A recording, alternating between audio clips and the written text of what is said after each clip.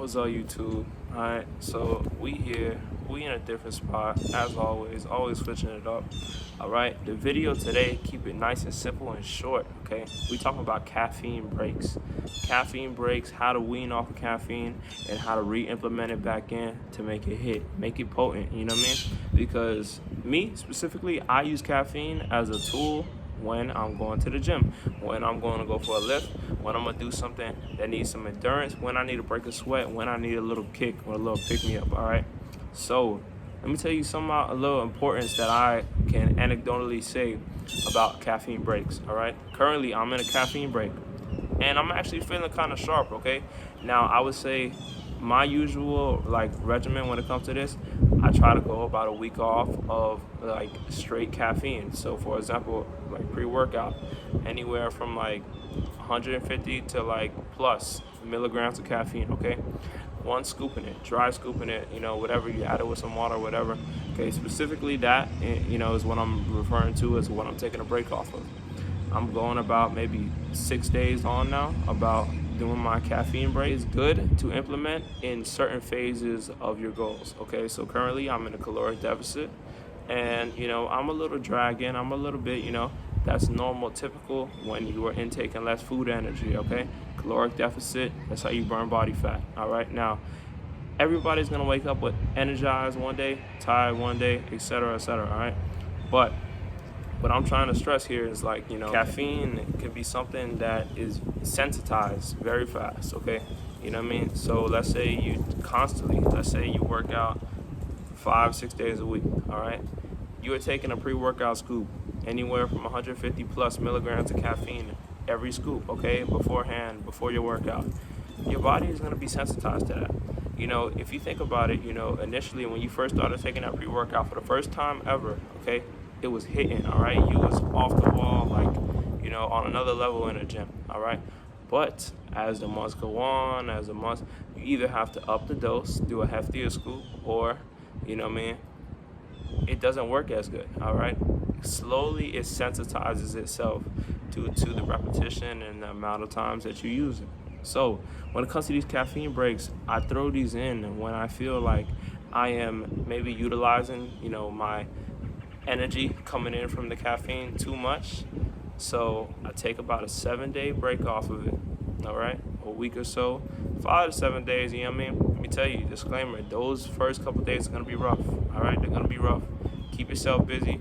Keep yourself moving. You know what I mean? Go for a walk. Do something that basically is an unconscious movement. All right, let me tell you, like going for a walk, or let's say I park my car far away, unconsciously, no matter how tired I am, I'm gonna have to get up out of there, go to the place, go to the store or whatever, and walk that back, no matter how tired I am, okay? Unconscious activities that you must have to accomplish is how I would say my specific things that I do to go through those first couple rough days, all right? But for day 4, for me, day 5, day 6, I'm kind of getting back into my, energy levels kind of stabilize out. I'm not feeling crashed when it comes to the middle of the day. I'm feeling kind of energized, all that stuff. All right, now the benefits of this, all right?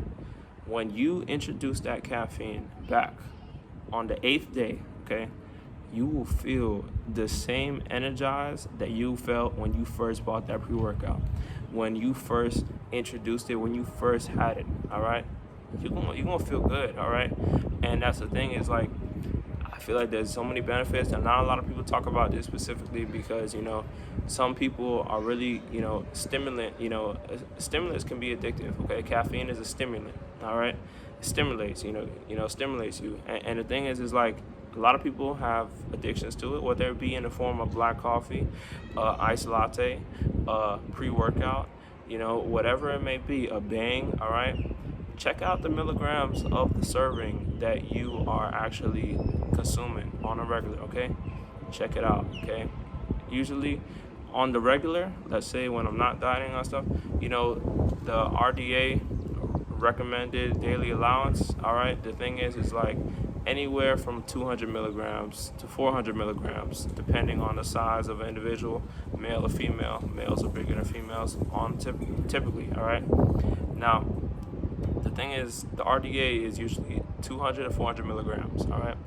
But just alone, okay, if y'all didn't know, a Bang drink is 300 milligrams of caffeine in one can.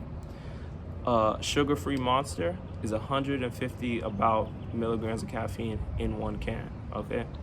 Red Bull is about 70 milligrams. Celsius is about 200 milligrams, all right? Pre-workout is beyond, okay? You know, you don't really, unless you're weighing it out to the gram, you could be hefty scooping it. You know, you get it in about maybe, depending on the strength of it, 400 plus grams. You know what I mean? And the thing is, that can be a dangerous thing, okay?